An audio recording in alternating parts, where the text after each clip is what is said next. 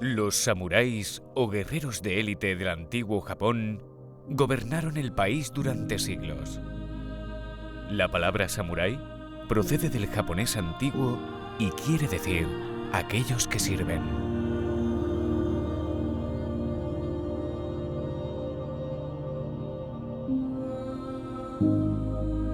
Por encima de todo, el samurái debía mantener un código de honor, de respeto y lealtad absolutos hacia su señor, aunque esto pudiera suponerle la muerte.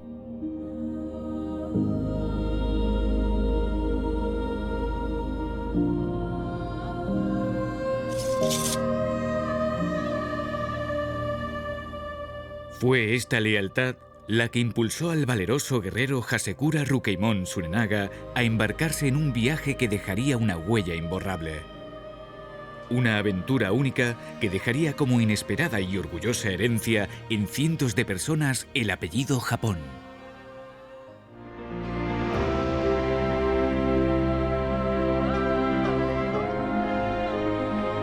Esta es la historia de un viaje físico de 7 años y miles de kilómetros, pero sobre todo de un viaje espiritual.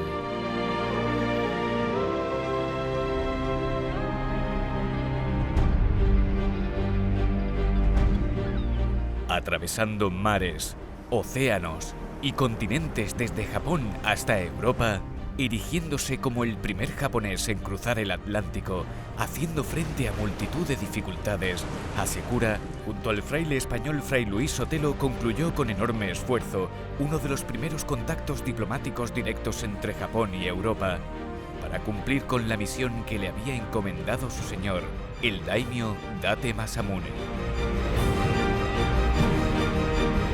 Protagonizando así uno de los viajes más épicos y poco conocidos de la historia común entre España y Japón, la misión Keisho.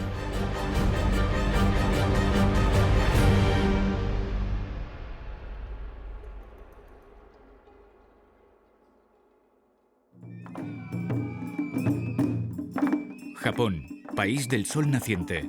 El final del siglo XVI e inicio del XVII marcan el comienzo de la era Keisho. El país vive una época de prosperidad y de cierto aperturismo a Occidente.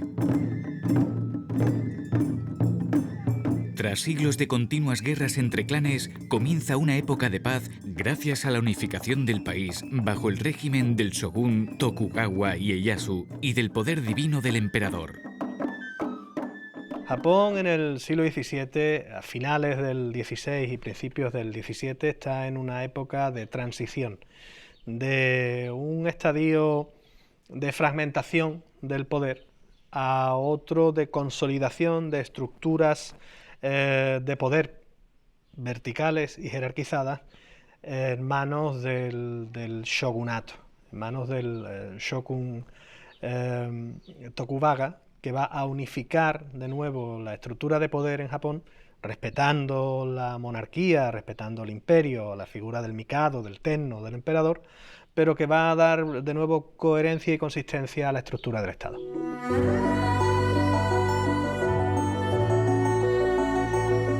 El emperador no ostentaba en realidad el poder global, sino que este recaía fundamentalmente en el shogun y en los pequeños señoríos gobernados por los señores feudales, los llamados daimyos, a los que el shogun permitía que regentasen sus territorios con cierta autonomía.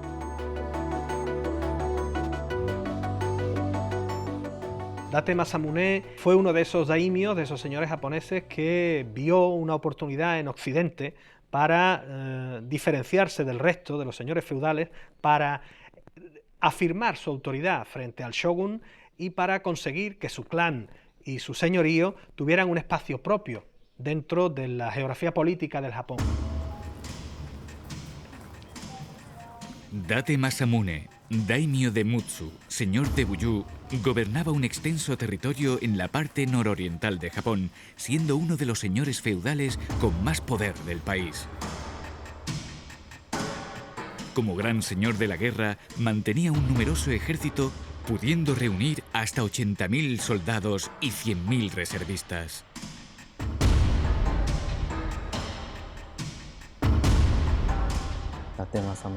Date Masamune fue un comandante samurái excelente en las armas y las letras. Además, fue un diplomático sobresaliente. Me gustaría que los japoneses reconocieran más la misión Keicho como una página importante de la historia por la que deberíamos sentir más orgullo. Date Masamune era conocido como el dragón tuerto, el dragón de un solo ojo. Alguien que físicamente tuvo que, desde niño, superar todas las adversidades posibles hasta llegar a convertirse en el señor feudal de su casa. Todo el poder del señorío de Boyú se vio amenazado por una catástrofe de grandes proporciones que afectó el noroeste del Japón a comienzos del siglo XVII. Justamente en el 1611, el feudo de Date Masamune experimenta un tsunami tremendo. Fue una verdadera catástrofe y quedó gran parte del feudo en muy malas condiciones. Entonces, él deseaba para su feudo una, digamos, regeneración económica y vio esa posibilidad importante de poderlo hacer. Tras el tsunami, Masamune necesitaba recuperar la economía de su territorio y comenzó a idear nuevas vías de comercio con Occidente, principal germen de la futura misión Keicho. Un barco que saliera de Japón y llegase a México y allí vendiera y a su vez comprase. Y con esa idea se produjo la misión Keicho.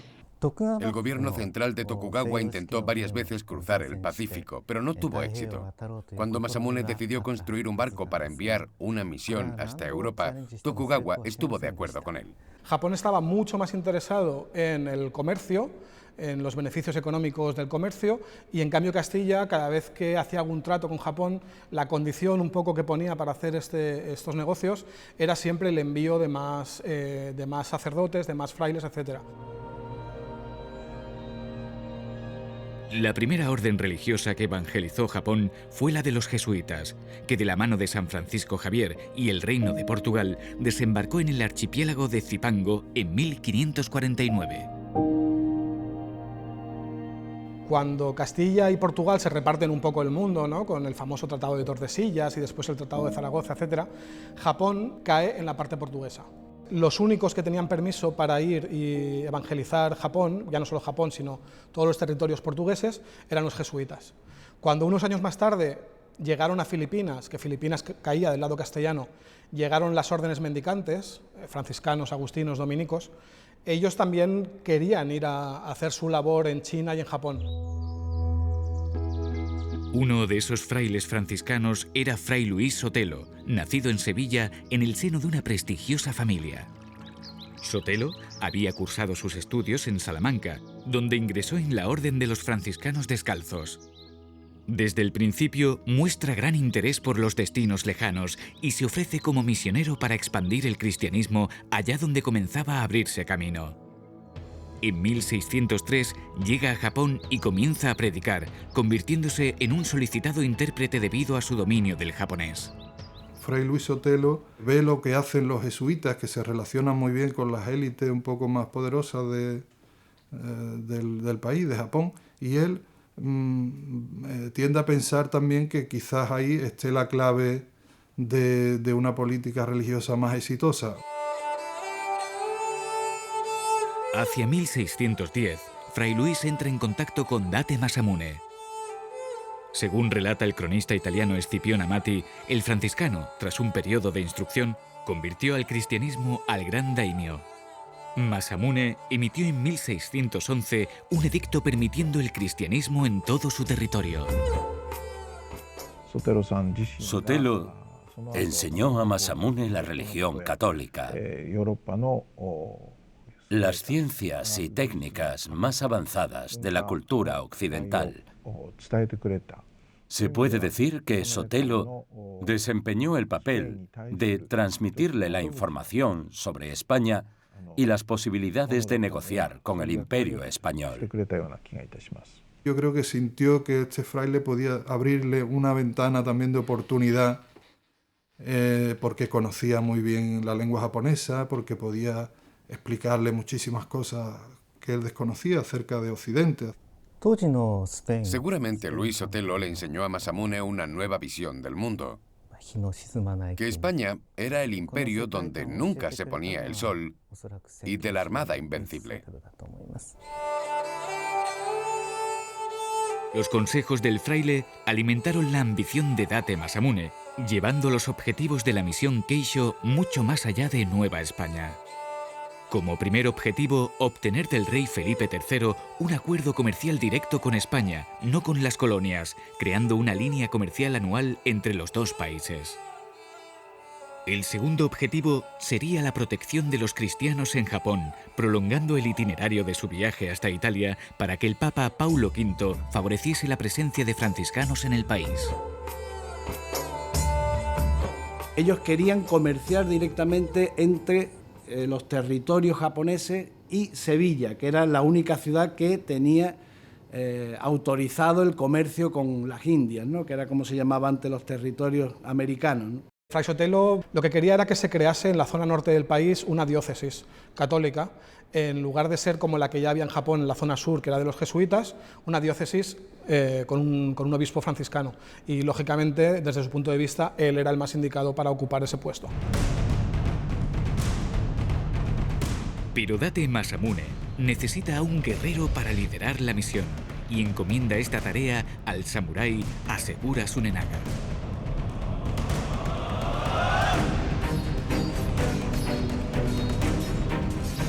Caballero de noble estirpe, capitán de los arcabuceros de la Guardia Real, Hasekura Rukeimon Tsunenaga era considerado como un hombre de gran valor y discreción.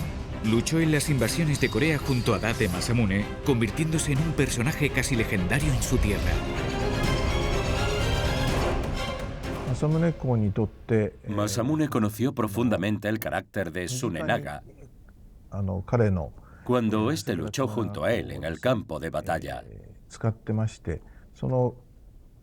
Masamune confiaba mucho en Tsunenaga y valoraba su capacidad para las negociaciones diplomáticas. Era una relación entre el señor feudal y su vasallo. La función más importante de un samurái es dedicar y sacrificar su vida por su señor. Hasekura se esforzó todo lo posible por cumplir su misión, obedeciendo las órdenes de Masamune.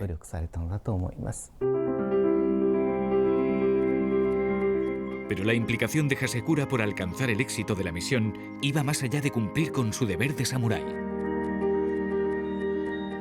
Tenía una razón para aceptar esa empresa, esa misión que podía salir bien, pero que podía salir mal. Y era que su padre había sido condenado por corrupción y había sido ejecutado.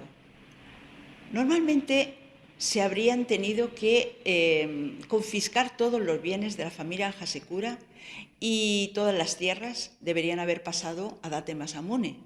Incluso podría haber muerto. Lo que Masamune, seguramente por aprecio, le da a Tsunenaga es una oportunidad para redimirse. Y no solamente redimirse él, sino redimir a su casa, a su linaje. Y en ello posiblemente estuvo una de las razones fundamentales para que se le encomendara la misión.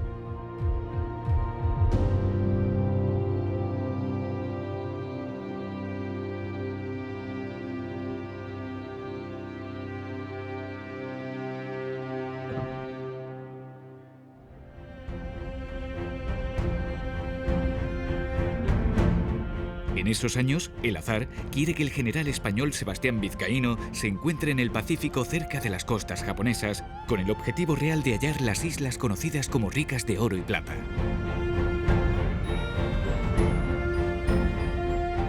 Sebastián Vizcaíno había sido enviado por el virrey de Nueva España para una embajada diplomática, en agradecimiento por una embajada anterior, etcétera, un tema diplomático, pero de paso que se entrevistaba con los líderes en ese momento de Japón, con la familia Tokugawa, también tenía que pedirles permiso para hacer unas misiones de reconocimiento de la costa.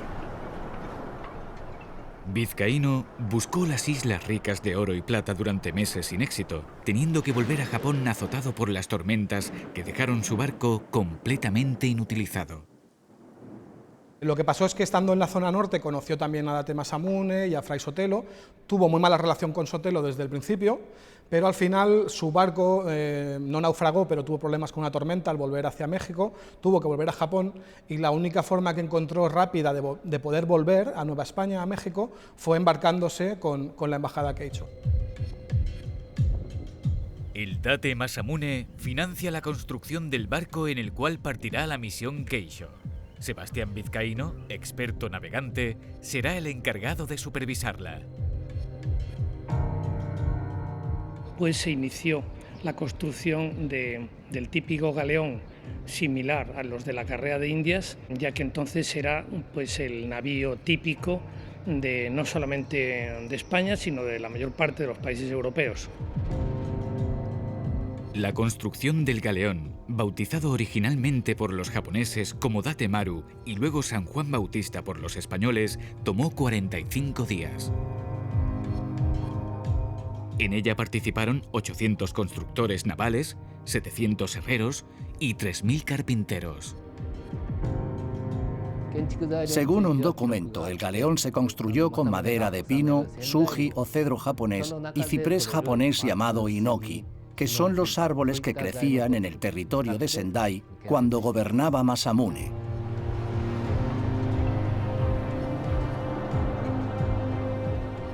El 28 de octubre de 1613, el San Juan Bautista estaba listo para partir del puerto de Sendai. La misión Keicho está en marcha. La comitiva está liderada por Hasekura Tsunenaga, al que acompañan unos 150 japoneses, entre los que se encuentra un grupo de samuráis.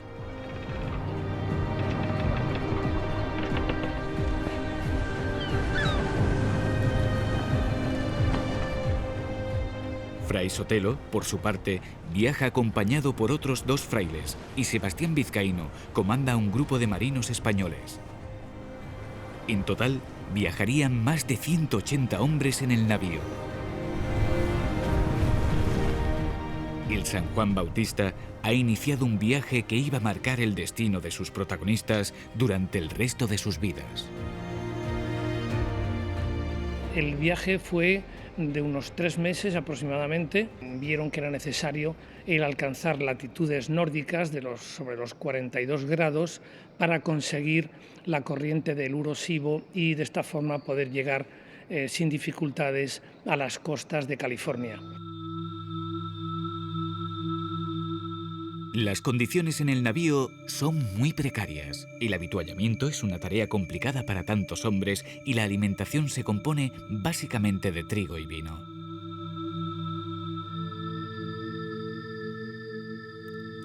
Las plagas en el barco son otro de los obstáculos contra el que luchar. Las cucarachas, ratas, piojos o pulgas se convierten en indeseables compañeros de viaje, provocando en ocasiones daños irreparables. El tema de epidemias, que era muy frecuente, en muchos casos contagiosas, que había que tirar pues, los cuerpos al agua, en cuyo caso el marinero que moría se le envolvía en su koi, que era la hamaca donde dormía normalmente, en la mayor parte de las ocasiones colgado para evitar los balanceos, sobre todo los transversales, y se le envolvía en este koi y con un peso se le lanzaba al mar. Ya en alta mar, las tensiones con Sebastián Vizcaíno son constantes. Sotelo y Vizcaíno están directamente enfrentados. Vizcaíno considera que Sotelo iba a Castilla y Roma con quimeras de embajador. El religioso decide tomar el mando y relega a Vizcaíno a la condición de simple pasajero.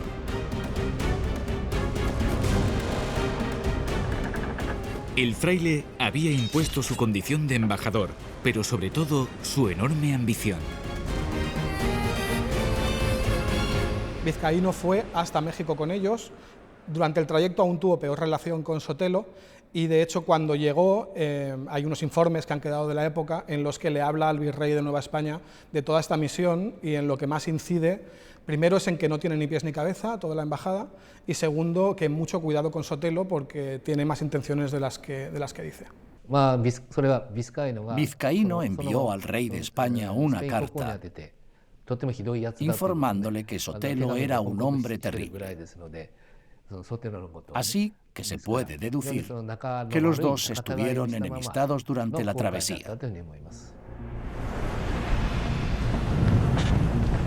A estas tensiones pronto se une otro factor desequilibrante en la expedición. Furiosas tempestades golpean con violencia al San Juan Bautista y a su tripulación. El navío sufre los embates del mar sin descanso. La situación llega a ser crítica por momentos. No en vano, la misión Keisho estaba completando uno de los viajes más largos y peligrosos de su tiempo.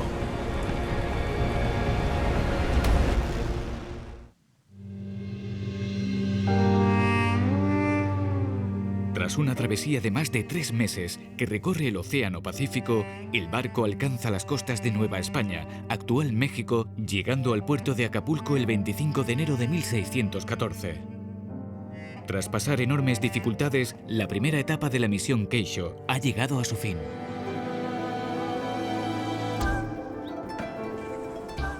En Acapulco se recibe a los integrantes de la misión Keisho con una gran ceremonia. Hasekura y Sotelo entregan al virrey don Diego Fernández de Córdoba 2 cartas de parte de Masamune exponiendo sus intenciones religiosas y comerciales. Inmediatamente que los japoneses llegan a Acapulco, Vizcaíno reclama sus derechos, empieza a actuar con toda la autoridad que le había sido retirada durante el viaje, y por la fuerza quiere disponer cuáles son las mercancías, los presentes que de parte del gobierno japonés venían hacia Nueva España y hacia Europa y que estaban a cargo de Sotelo y de los japoneses. Él dice que él es la máxima autoridad allí, que él tiene que disponer de esos presentes, y se inicia una trifulca, una pelea en la que se desenvainan las katanas, empieza a gestarse lo que va a ser una situación muy grave.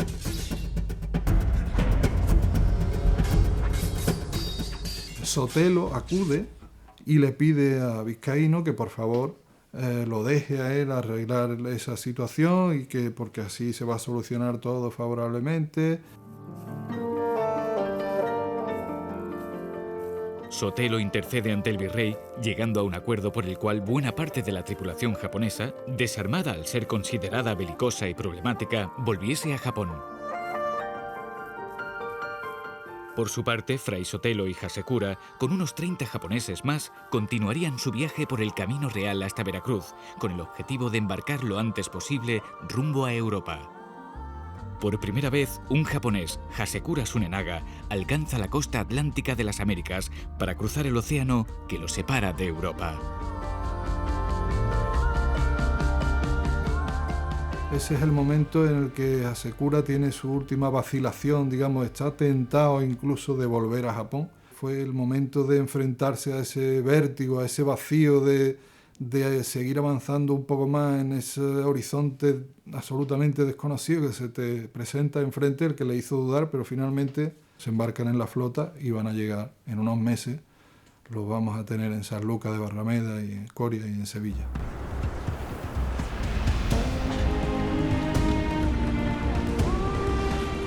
El 10 de junio, a bordo del galeón San José, el samurái y el religioso parten del puerto de San Juan de Lúa, en la flota de Indias comandada por Antonio de Oquendo.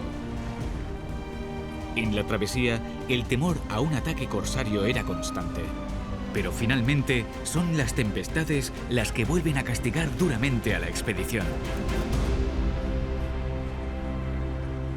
Paso por el canal de Bahamas, ese era crucial pasarlo en el periodo de tiempo que más o menos se sabía que no había huracanes. En la época de la misión, la mayor amenaza podía estar tanto de piratas como de corsarios en la zona de Azores a Sanlúcar, ya que era la ruta que se sabía que iban a pasar estos navíos y que, por tanto, era el lugar adecuado para acecharlos. En los primeros días de octubre de 1614, el galeón avista por fin las costas españolas. Hasekura y sus hombres se acaban de convertir en los primeros japoneses de la historia en cruzar el Atlántico. El 5 de octubre, el San José llega a Sanlúcar de Barrameda. El duque de Medina Sidonia agasaja a los embajadores enviando carrozas a su llegada. De su primera acogida y de su traslado de Sanlúcar a Coria se haría cargo el duque de Medina Sidonia. El duque de Medina Sidonia, quien pues le recibió, le atendió en primera instancia y se ocupó de su traslado.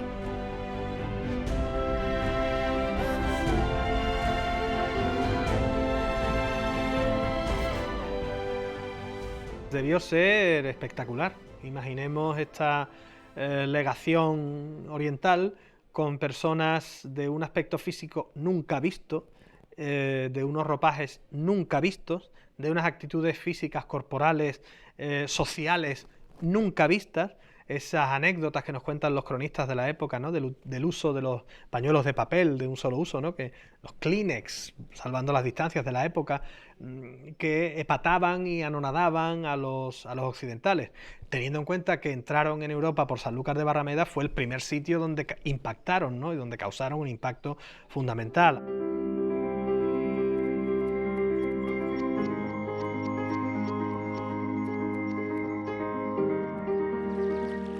A instancias de la ciudad de Sevilla, el duque de Medina Sidonia dispone 2 galeras para que la comitiva continúe su camino.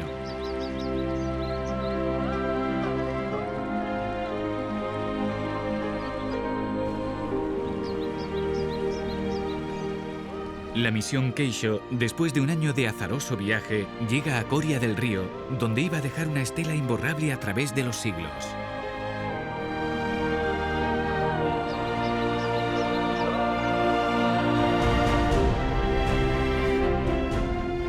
Desde finales del siglo XVI ya se establecen en el tramo del río que va desde Sevilla a Sanlúcar de Barrameda una serie de puntos que son como antepuertos de Sevilla, unos lugares donde las cargas de los barcos que salen de Sevilla se completan, porque cuando salen de Sevilla, si salen muy cargados, no pueden navegar, y al revés, cuando el barco viene desde América hacia Sevilla, se detienen allí para liberar cargas y que el barco pueda flotar más y llegar hasta Sevilla. Y uno de esos puntos fue Coria, Coria del Río, que estaba al lado del meandro más complicado que había en la navegación del Guadalquivir en esa época, que se llamaba el meandro de la Merlina. En el caso este de la navegación, además, había otra razón, y era que el Cabildo de Sevilla, que los estaba esperando, que sabían que estaban ya en Sanlúcar porque se les había comunicado, les dijo que estuvieran allí aguardando hasta que aquí en el Cabildo de Sevilla se decidieran a recibirlo y cómo y cuándo.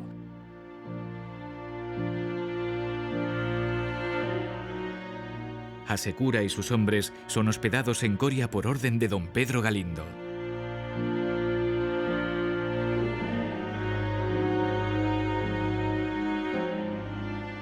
Fray Sotelo, por su parte, decide alojarse en el convento franciscano de Nuestra Señora de Loreto, en la cercana localidad de Espartinas.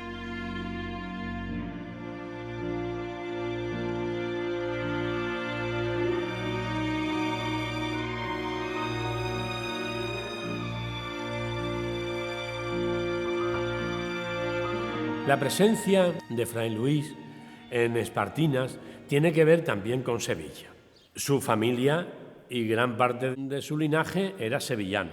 Tenía un hermano franciscano en el convento Casa Grande de San Francisco y un hermano suyo, distinto del religioso, cerca de aquí, en la misma población de Espartinas, en la hacienda de Mejina, era propiedad de este hermano. Entonces, encontramos 2 razones y de pesos y sustanciales. El lazo de la sangre de su familia y el lazo de su espiritualidad y de su orden. En la mañana del recibimiento en Sevilla, los curiosos se unen a la comitiva desde varias millas antes de llegar a la ciudad. La entrada en Sevilla de la misión Keisho iba a resultar apoteósica. Un religioso y un samurái, rodeados de un grupo de guerreros con ropajes japoneses, era sin lugar a dudas una estampa insólita en la Sevilla del siglo XVII. Fue un espectáculo absolutamente excepcional, una auténtica embajada con uniformes de gala de guerreros japoneses, de samurái, todos con sus katanas y con sus armaduras que son enormemente vistosas.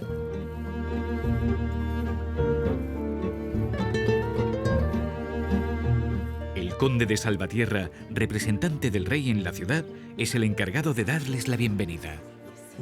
La ciudad hispalense estaba en ese momento aún en pleno auge y era sin lugar a dudas una de las principales ciudades europeas. La misión Keisho es recibida oficialmente por el Cabildo de la ciudad el 27 de octubre.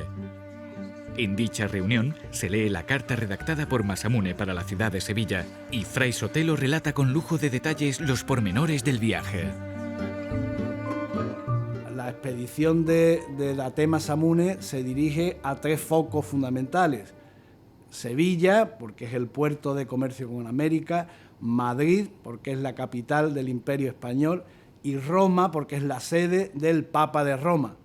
Existieron en su momento tres cartas para tres destinatarios: Sevilla, el rey de España y el Papa. Las tres cartas, de las que se conservan solo la romana y la sevillana, la de Madrid no se ha conservado, estaban escritas en papel de arroz, que es un papel muy frágil, y aparte de los trazos de la escritura, conservan otros elementos estéticos adicionales, como son pequeñas láminas de oro y de plata, que lo único que hacían, lo único que pretendían era resaltar, ¿no? Resaltar la importancia del mensaje que este señor japonés quería transmitir a estos destinatarios tan importantes.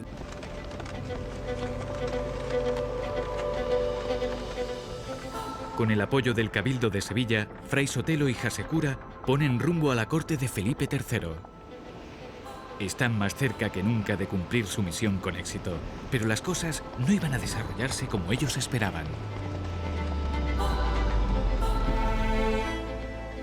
Tras un viaje de casi un mes, el 20 de diciembre de 1614, la comitiva entra en un Madrid azotado por el frío y la nieve, casi un presagio del recibimiento que iban a tener en la capital. El recibimiento que tuvieron en Madrid fue un recibimiento muy frío.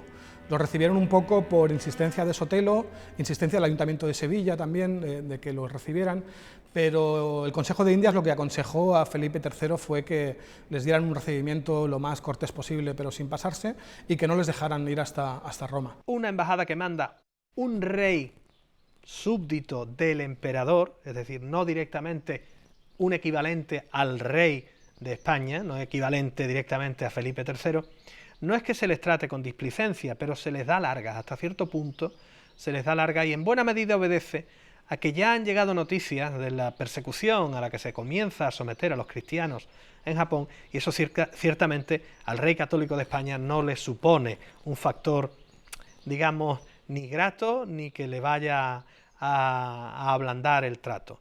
En ese momento se habían endurecido mucho las condiciones de estancia allí de los cristianos, se había prohibido que se evangelizara, y entonces esas noticias que están llegando al Consejo de Indias en España hacen que se cambie una decisión que ya se había tomado, que era la de favorecer el tratado comercial, y se cambie y se desautorice y se va a impedir. Felipe III contesta con tibieza que revisarían todas las peticiones de la misión en el Consejo de Estado, retrasando así la respuesta. Hasekura y Fray Sotelo reciben un duro golpe y ven peligrar el objetivo de la misión. Pero la astucia del fraile idea un plan que les permitiría seguir con su viaje. Fray Sotelo, lógicamente, no se esperaba ese recibimiento, y una de las tretas un poco que él se le ocurrió para congraciarse con la corte, etcétera, y que al menos les dieran permiso para seguir el camino hasta Roma, una de ellas fue que Hasekura, que era el representante de este gran señor japonés, se bautizase.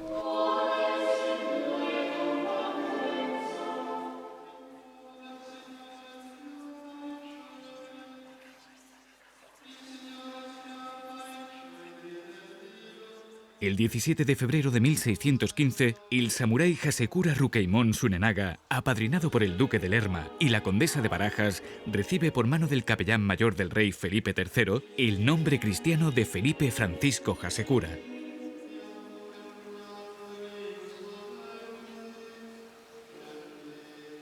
La imagen del samurái recibiendo bautismo cristiano es enormemente simbólica y todo un golpe de efecto en la corte española.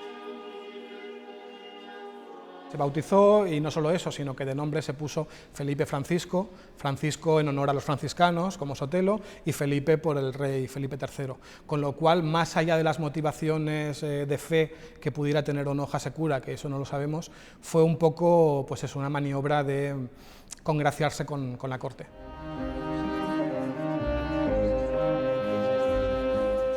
Tras 8 meses en Madrid y con el necesario permiso de Felipe III, la comitiva parte hacia Roma con el objetivo de ser recibida por el Papa Paulo V. El principal interesado en esta visita es Fray Sotelo, que ansía el obispado para el Japón oriental. En agosto de 1615, la misión sale de Madrid rumbo a Barcelona, de allí al puerto de Génova y finalmente a la capital italiana. El 3 de noviembre de 1615, el cardenal Borghese conduce a los integrantes de la misión Keisho frente al Papa Paulo V en solemne audiencia pública. En primer lugar, Sotelo es un tipo que tiene mucho don de gente. Eso lo sabemos por algunas de las cartas que el propio Papa y el secretario del Papa, el cardenal Borghese, uno de los principales ministros del Papa, digamos, la correspondencia que hay con el nuncio en España, se trasluce esa satisfacción que recibió el Papa por todo lo que le manifestó Sotelo, hasta el punto de que el Papa lo nombró obispo a él de Japón. Otra cosa es que en ese momento era la corona española quien tenía la capacidad de consagrar a los obispos de diócesis que estaban dentro del ámbito de la corona española, y la corona española no lo consagró nunca, no consintió en que ese nombramiento tuviera lugar porque en fin, él determinaban que la situación en Japón no favorecía esas intenciones y no era oportuno que eso tuviera lugar. En cualquier caso, Paulo V, para las cuestiones económicas y políticas, remite a los japoneses al rey de España, ¿no?, al gran aliado de la Iglesia, repartiendo una vez más, desde el punto de vista del césaropapismo, las esferas de influencia, al Papa, lo religioso, y al monarca católico, en este caso al rey de España, lo político, lo económico y lo militar, lo mundano. No era en definitiva el momento más adecuado para establecer relaciones entre dos países tan diferentes. Aunque Hasekura y Fray Sotelo reciben algunos títulos honoríficos en la capital romana, la realidad es que la misión, tras 2 años en Europa y sin conseguir compromisos concretos, estaba más cerca que nunca de convertirse en un fracaso estrepitoso. Hasekura y Fray Sotelo vuelven a España en 1616 con vagas promesas y la desilusión como único bagaje. Cuando se encuentran en las cercanías de Madrid, el Consejo de Indias, deseando darla por concluida debido a sus numerosos gastos, insta a la misión a que continúe directamente hasta Sevilla para embarcar lo antes posible rumbo hacia Nueva España. En esa altura la Corte de Madrid está ya harta de la embajada, se ha gastado mucho dinero y le ordenan a Fray Luis Sotelo que ni siquiera entre en la corte, sino que directamente se dirija a Sevilla y que en Sevilla se embarque en la flota y vuelva a Japón.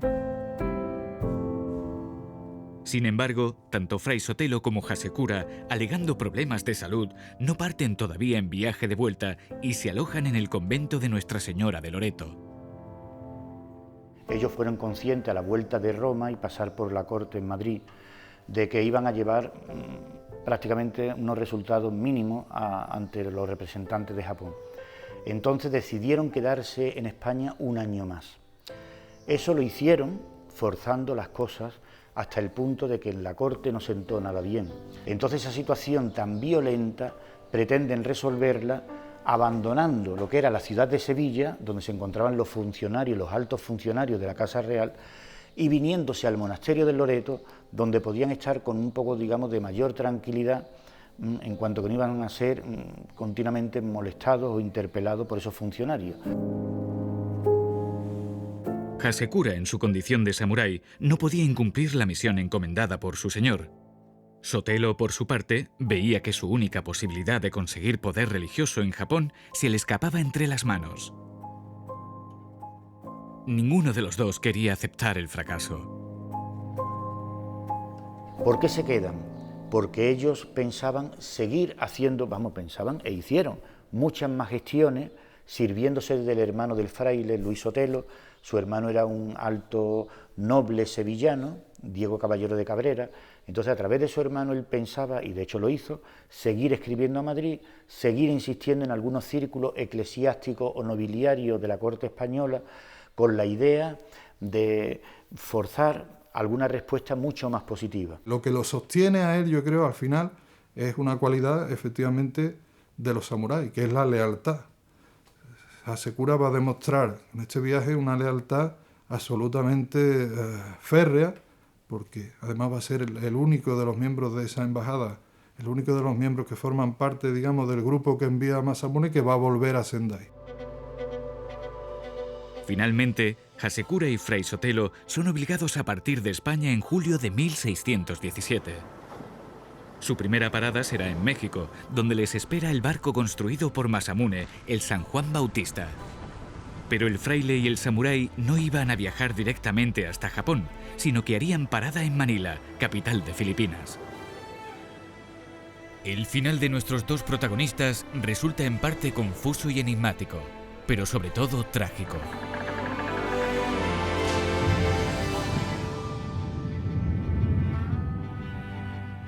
Hasekura obtuvo permiso para volver a Japón en 1620, 7 años después de iniciar su viaje y sin obtener resultado alguno. El gobierno de Tokugawa ordenó la prohibición de la religión católica por todo Japón, y seguramente Masamune no estuvo satisfecho con esta ordenanza. La familia Date tuvo la intención de proteger el catolicismo. Sin embargo, decidió la prohibición en su territorio el día que Tsunenaga visitó a Masamune para informar sobre el viaje de la misión Keicho a su vuelta. Cuando él vuelve a Japón, se encuentra con que la situación es bien otra, porque ya han comenzado las persecuciones de cristianos por parte del shogun y la actitud de Masamune ha cambiado. Evidentemente se ha reposicionado en ese nuevo escenario que se produce después de los varios años de la misión y de la embajada, y por ello incluso pues él tendría, creo yo, más clara la noción de haber cumplido su misión hasta el punto en el que había sido posible.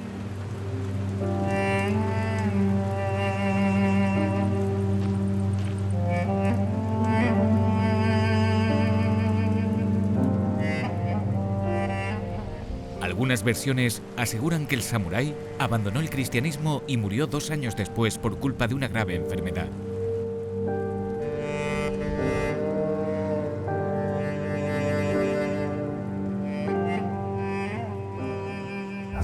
Masamune ordenó a Hasekura que se escondiera, ya que Hasekura se bautizó y se convirtió en católico. Si eso fuese descubierto, la situación podía haber empeorado. Por lo tanto, Masamune ordenó a Hasekura que viviera escondido.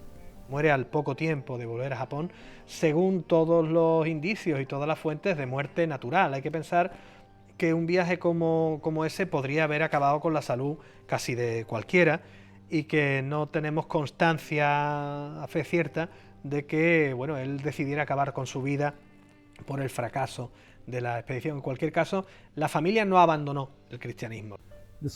Seguramente, Hasekura siguiera abrazando la religión católica.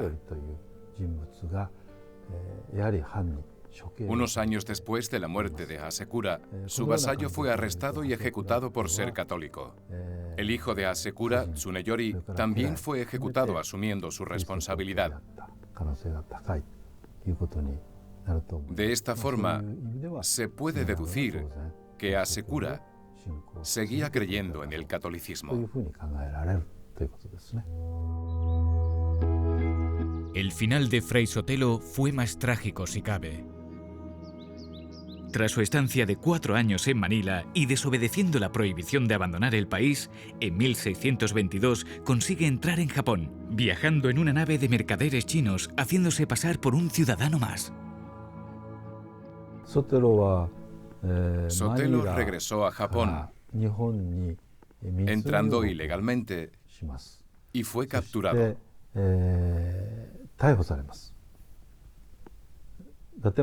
Masamune pidió al gobierno Tokugawa el indulto de vida en favor de Sotelo, pero el shogunato lo rechazó y ejecutó a Sotelo. El 25 de agosto de 1624, Fray Sotelo es martirizado en la hoguera. Aunque su final fue cruel, murió entre las llamas con la certeza de defender sus ideales. Más de 2 siglos después, en 1867, es beatificado por el Papa Pío IX.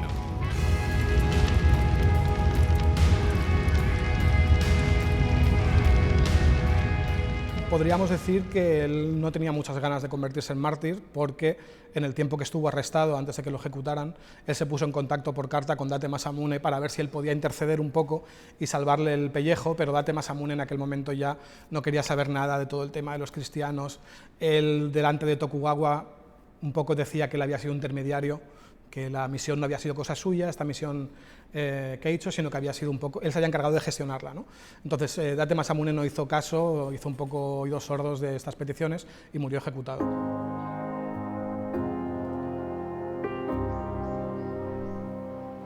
A pesar del empeño de 2 hombres tan diferentes, un samurái y un religioso, un oriental y un occidental, la misión Keisho fracasó. Y pasaron siglos hasta que el siguiente contacto diplomático entre España y Japón se hiciera efectivo.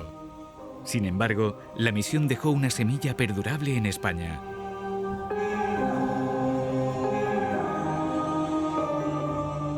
Miembros del séquito de Hasekura no volvieron a Japón y decidieron instalarse a orillas del Guadalquivir, concretamente en Coria del Río. Estos japoneses darían origen con su descendencia al apellido Japón. En Nueva España había japoneses, en México, había japoneses antes de que llegara el San Juan Bautista. ¿Por qué?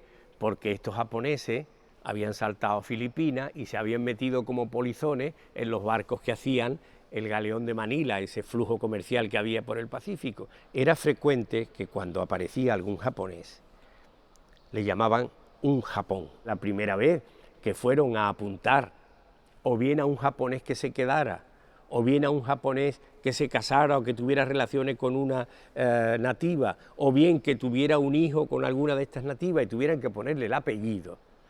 Ese apellido fue fulano Sapón, fulano Japón, que quería decir alguien que viene de allí, que viene de Japón, porque los apellidos que se refieren a nombres de lugar, todos tienen ese origen.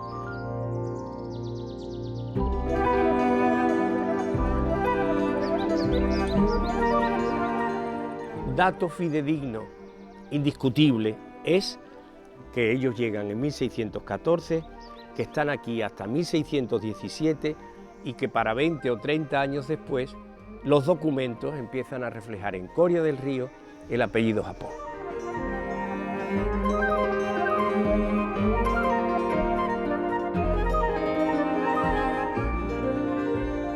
En la iglesia parroquial Santa María de la Estrella de Coria del Río se encuentra uno de esos documentos, la partida bautismal de Catalina Japón de Castro.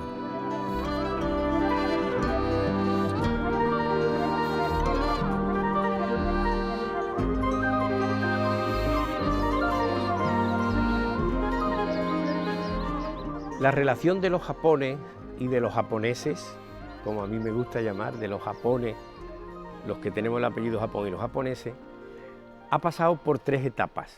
A principios del siglo XVII se produce el primer encuentro real. Los japoneses vinieron por primera vez a Occidente.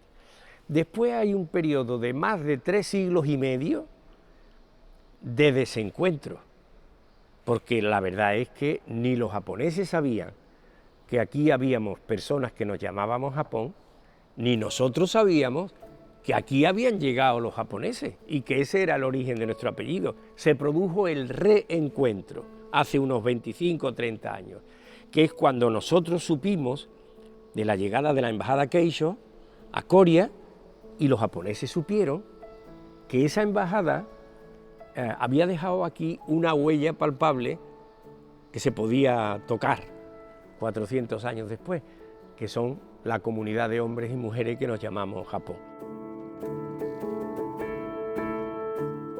Cuando una figura como el príncipe heredero Naruhito viene a Sevilla en el año 1992 para presidir el Día Oficial de Japón en la Expo, hace una recepción a los japoneses que vivían en Sevilla e invita también a las personas que nos llamamos Japón de todo este entorno. El príncipe Naruhito toma la palabra y dice que se siente feliz porque sabe que entre el público hay una cantidad importante de personas que se llaman Japón, a los que él, es decir, el heredero del imperio japonés, él considera descendientes de la expedición de Hasekura.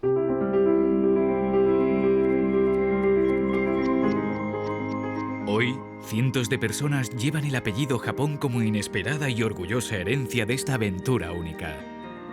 Aunque a un nivel superficial podría decirse que la misión Keisho fracasó en sus objetivos, lo cierto es que fue uno de los primeros contactos directos entre Japón y España y un significativo antecedente de las relaciones entre Oriente y Occidente.